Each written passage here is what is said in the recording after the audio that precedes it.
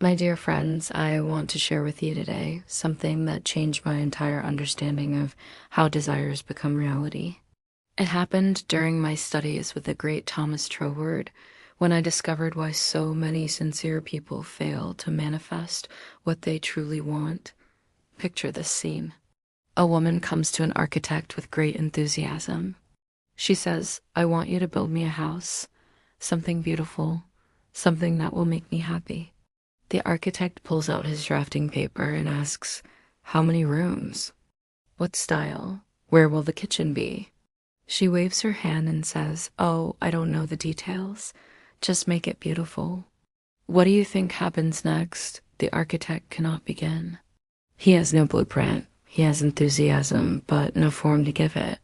This is precisely what happens when we send our desires into the universal mind without clarity. We wonder why nothing manifests, but we have given the creative power nothing specific to create. Today, I want to share with you the first and most crucial step that almost everyone misses. The step that transforms wishful thinking into powerful creation. Let me tell you about Sarah, a woman who attended one of my lectures years ago. She approached me afterward, tears in her eyes. "Miss Behrend," she said, "I've been trying your visualization methods for months. Nothing works. I just want to be happy. I want my life to be better. Why isn't anything changing?" I looked at this sincere woman and asked her a simple question. "Sarah, if I were to paint a picture of your happiness, what exactly would I paint? What would this better life look like if I were watching it like a moving picture?" She stood there silent. She realized in that moment that she had been asking the universal mind to create something she herself could not clearly see. This is the problem that keeps millions of people stuck. They have vague wishes instead of definite desires. They want more money instead of seeing themselves with an extra $2,000 each month. They want to feel better instead of visualizing themselves waking up energized and peaceful. Here's what I learned from Troward that changed everything. The creative power of the universe operates like the most skilled craftsman who ever lived. But this craftsman can only work from a blueprint. Your mind must supply that blueprint. Think of it this way. The universal mind contains all substance, all possibility, all power. But substance without form is like clay without shape. Your clear mental picture provides the mold into which this infinite substance flows and takes form. When your desire is vague, you're essentially giving the universe clay and saying, "Make something nice." When your desire is specific, you're handing over a detailed mold and saying, "Fill this exact form." Now, let me walk you through the process that transforms vague wishes into powerful mental blueprints. First, take your vague desire and put it through what I call the clarity test. Write down exactly what you think you want. Don't worry if it sounds vague at first. Most people start there. Let's say you wrote, "I want more money." Now we begin the refining process. Ask yourself this question: how much more money? Be specific. Not a lot or enough to be comfortable. Give me a number. Let's say you decide on an additional $1,500 per month. Now we go deeper. Ask yourself, what would this $1,500 do for you? Would it pay off a specific debt? Allow you to move to a better apartment? Give you the freedom to work fewer hours? Here's where it gets interesting. Let's say this money would allow you to pay off your credit cards and feel financially free for the first time in years. Now I want you to close your eyes and feel what that freedom feels like.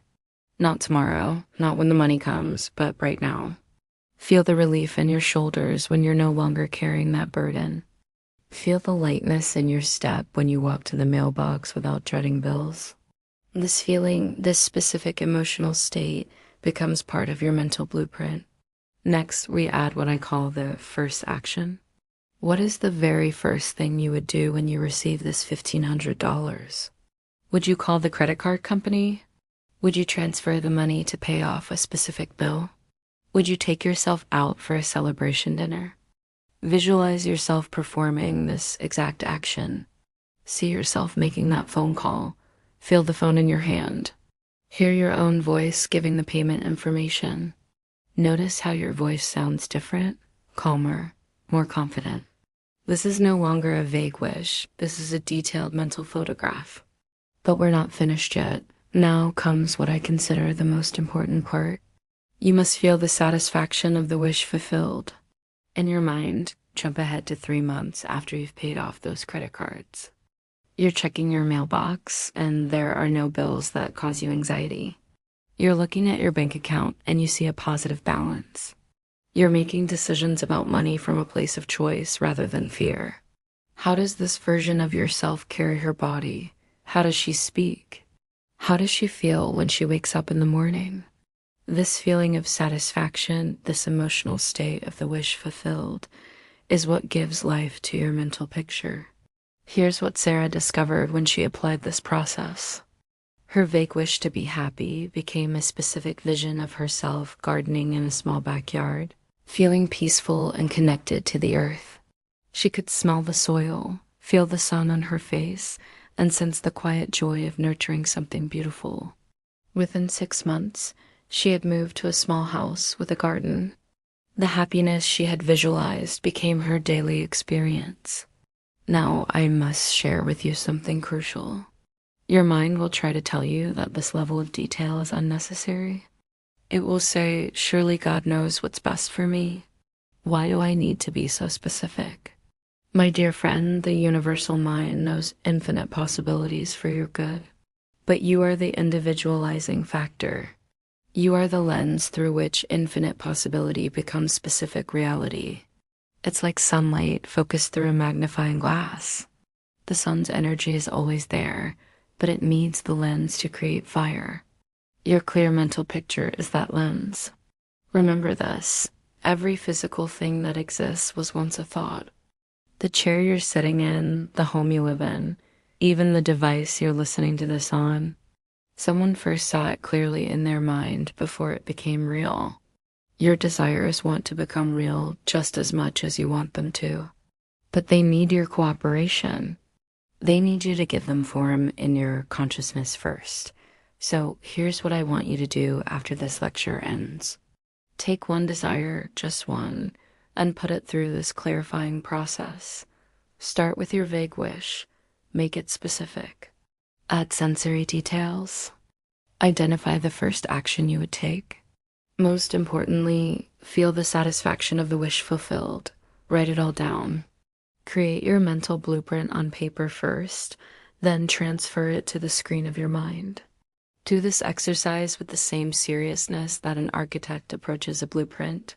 Your life is the building you're constructing, and this mental picture is your plan.